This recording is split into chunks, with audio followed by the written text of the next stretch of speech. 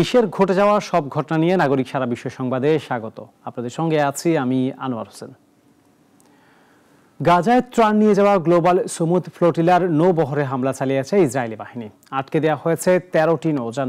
আটক হয়েছেন Greta Thunberg সহ 37 দেশে 2 শতাধিক অধিকার কর্মী। তবুও গাজা উপকূলে পৌঁছাতে লড়ে যাচ্ছে বহরের আরও 30টি নৌযান। ফিলিস্তিনের গাজায় ত্রাণ পৌঁছানোর চেষ্টা ব্যাহত করল ইসরায়েলি বাহিনী। গ্লোবাল সুমুদ ফ্লোটিলার 13টি নৌযান গত রাতে ভূমধ্যসাগরে আটকে দিয়েছে তারা। একই সঙ্গে 37 দেশের 2 শতাধিক অধিকার কর্মীকে আটক করা হয়েছে। সংস্থাটির মুখপাত্র সাইফ আবু কেশেক জানিয়েছেন, আটক নৌযানগুলোতে ছিলেন স্পেনের 30 জন, ইতালির 22 জন, তুরস্কের 21 জন ও মালয়েশিয়ার 12 জন নাগরিক। তবে বাধার পরও অভিযান থেমে নেই। গাজা অভিমুখে এখনও এগিয়ে চলছে প্রায় 30টি নৌযান। সাইফ লিখেছেন, দখলদার বাহিনী নৌবাহিনী বাধা দিলেও ফ্লোটিলার সদস্যরা অনুপ্রাণিত ও দৃঢ়প্রতিজ্ঞ। তারা ভোরের মধ্যে অবরোধ ভেঙে গাজায় পৌঁছানোর জন্য সর্বোচ্চ চেষ্টা করেছেন। গাজা উপকূলের কাছাকাছি চলে এসেছিল গ্লোবাল সুমুদ ফ্লোটিলা। প্রায় 129 কিলোমিটার দূরে নৌবাহিনীর চারপাশ ঘিরে ধরে ইসরায়েলি নৌবাহিনীর যুদ্ধ জাহাজ। দেইর ইয়াসিন, হিউগা, স্পেক্টার ও সিরিয়াস সহ 13টি নৌযান আটক করে তারা।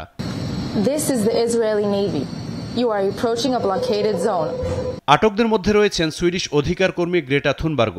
ইসরায়েলের পররাষ্ট্র মন্ত্রণালয় জানিয়েছে, আটক ব্যক্তিদের নিরাপদে একটি বন্দরে নেওয়া হচ্ছে। গ্লোবাল সুমুদ ফ্লোটিলার নৌযান আটকের পর উদ্বেগ জানান আয়ারল্যান্ডের পররাষ্ট্রমন্ত্রী সাইমন হ্যারিস। তীব্র নিন্দা জানিয়ে স্বেচ্ছাসেবকদের অবিলম্বে মুক্তির দাবি জানিয়েছে তুরস্ক। গ্লোবাল সুমুদ ফ্লোটিলা হল 4টি আন্তর্জাতিক স্বেচ্ছাসেবী সংগঠনের ঐক্যমঞ্চ।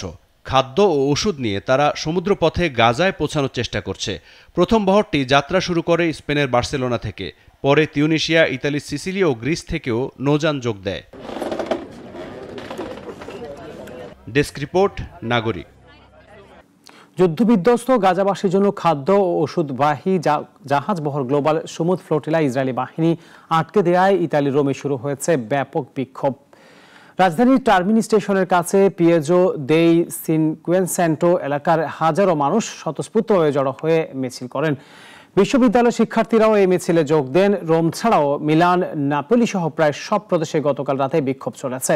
স্বাধীন প্যালেস্টাইন ঘোষণার দাবিতে স্লোগান দেন বিক্ষোভকারীরা। সহিংসতা এড়াতে আইনশৃঙ্খলা বাহিনী মোতায়েন করা হয়।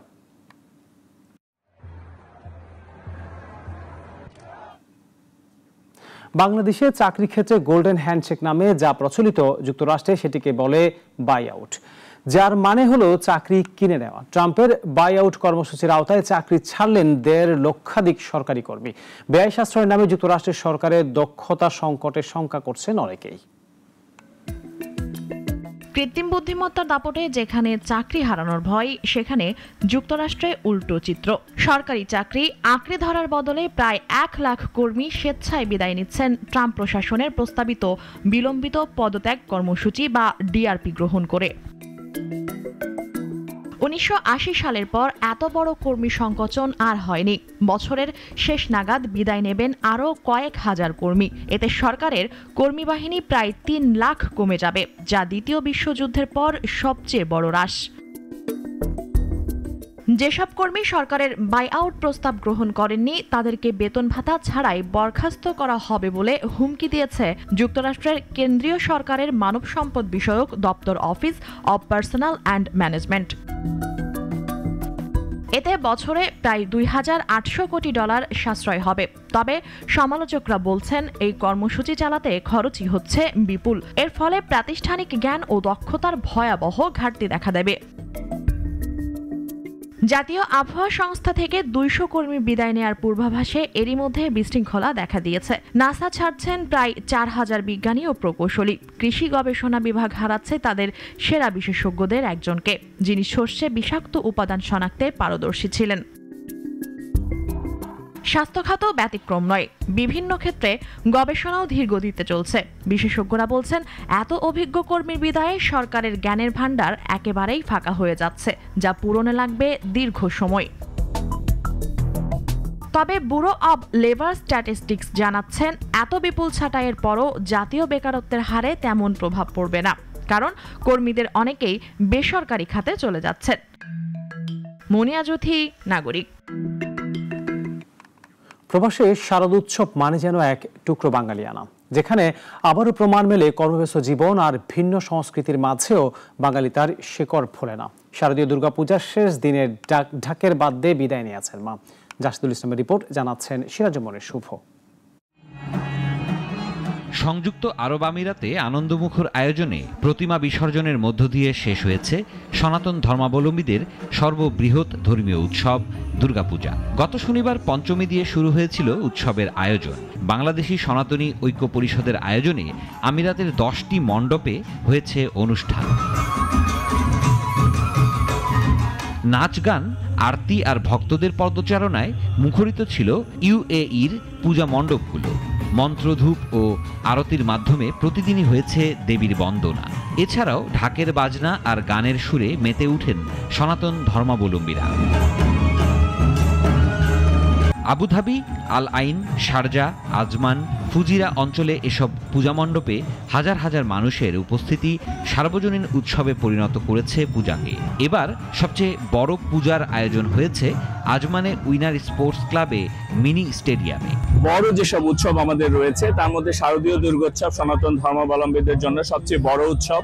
বিভিন্ন জায়গায় পুজো হচ্ছে, আপনি যেটা বললেন যে 8টা বা 9টা জায়গায় হচ্ছে, কিন্তু সবচেয়ে বড় পূজার আয়োজন কিন্তু ইউএইতে এই আজমানে উইনার্স ক্লাব যেটা, সেখানে হচ্ছে। বাংলাদেশের পূজা মণ্ডপগুলোতে আমরা যেভাবে যাই সেভাবে আমরা এখানে দেখতে পাচ্ছি যে মানুষজন স্বতঃস্ফূর্তভাবে আনন্দঘন মুহূর্তে তাদের ধর্মীয় যে আচার সেটা পালন করছে এবং সাথে যে সাংস্কৃতিক অনুষ্ঠান সেটা উপভোগ করছে। বাংলাদেশি প্রবাসীরা বলছেন, ভিনদেশে এই দুর্গাপূজা কেবল একটি ধর্মীয় উৎসব নয়, এটি যেন প্রজন্মের পর প্রজন্ম ধরে ঐতিহ্যকে বাঁচিয়ে রাখার এক অঙ্গীকার।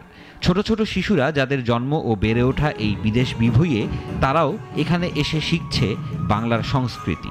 আমরা চেষ্টা করছি প্রবাসী সনাতনী যারা আছে, আমাদের যে 12 মাসের 13 পার্বণ, সেই পুজোগুলি আমরা আমাদের পরবর্তী প্রজন্মকে আমাদের যে বাংলার যে সংস্কৃতি, কৃষ্টি, কালচার তারা যেন ভুলে না যায়, তারই একটা প্রয়াস। সেজন্য আমাদের দুর্গাপূজা এবং অন্যান্য পূজাগুলোর মাধ্যমে আমরা এই কৃষ্টি কালচারগুলো তুলে ধরতে চেষ্টা করি। মণ্ডপে নিরাপদে পূজা উদযাপন নিশ্চিতে কাজ করেছে আমিরাতের বাংলাদেশ মিশন ও আয়োজক কমিটি। সিরাজুমনির শুভ, নাগরিক। মানবাকৃতির রোবট তৈরিতে যুক্তরাষ্ট্র ও ইউরোপের সঙ্গে পাল্লা দিচ্ছে চীন।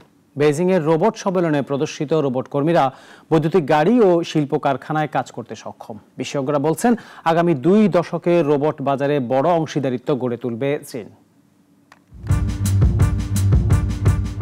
মানবাকৃতি রোবট বা হিউম্যানয়েড নিয়ে জোর কদমে এগোচ্ছে চীন। সম্প্রতি রোবট সম্মেলনে দেশটির 2 ডজনের বেশি প্রতিষ্ঠান প্রদর্শন করছে রোবট কর্মী। এসব রোবট সরাসরি কারখানা বা গুদামে মানুষের জায়গায় কাজ করতে পারে। বিশেষজ্ঞরা বলছেন, আগামী 5 বছরের মধ্যে রোবট শুধু শিল্প কারখানা নয়, বরং চিকিৎসা, বয়স্কদের যত্ন, খুচরা বিক্রয় ও অন্যান্য সেবা খাতেও ব্যবহৃত হবে। শিল্পোদ্যোক্তারা জানিয়েছেন, চীনে তৈরি রোবটগুলো কেবল গবেষণাগারেই সীমাবদ্ধ নয়, বরং এগুলো তৈরি হচ্ছে উৎপাদন শিল্পের বাস্তব চাহিদায় মাথায় রেখে। চীনে রোবট তৈরির বহু কারখানা বর্তমানে গড়ে উঠছে। চিয়াংশু প্রদেশের উশি শহরে উদ্বোধন করা হয়েছে চীনের প্রথম হিউম্যানয়েড রোবট অভিজ্ঞতা কেন্দ্র। সেখানে দর্শনার্থীরা দেখতে পাচ্ছেন রোবট কুকুর, দাবা খেলা, এমনকি বক্সিং ম্যাচ পর্যন্ত। ইউরোপ, আমেরিকা রোবোটিক্স প্রযুক্তিতে এগিয়ে, কিন্তু দাম কমিয়ে এই খাতে প্রতিযোগিতায় এগিয়ে যাবে চীনের প্রতিষ্ঠানগুলো।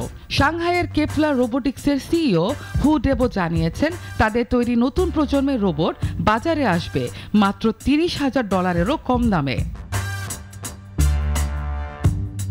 ব্যবসায় গবেষণা প্রতিষ্ঠান গোল্ডম্যান স্যাক্স জানাচ্ছে, 2035 সালের মধ্যে বৈশ্বিক হিউম্যান রোবটের বাজার হবে প্রায় $3,800 কোটি।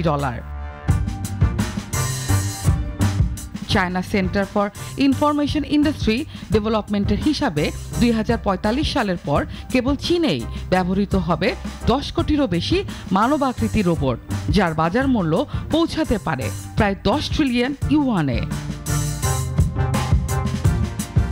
নাবিলা মারজুক, নাগরিক। নাগরিক সারা বিশ্ব এখন এই পর্যন্তই। এরপর সন্ধ্যা ৬টায় নাগরিক সংবাদ দেখার আমন্ত্রণ রইল। সবাইকে ধন্যবাদ।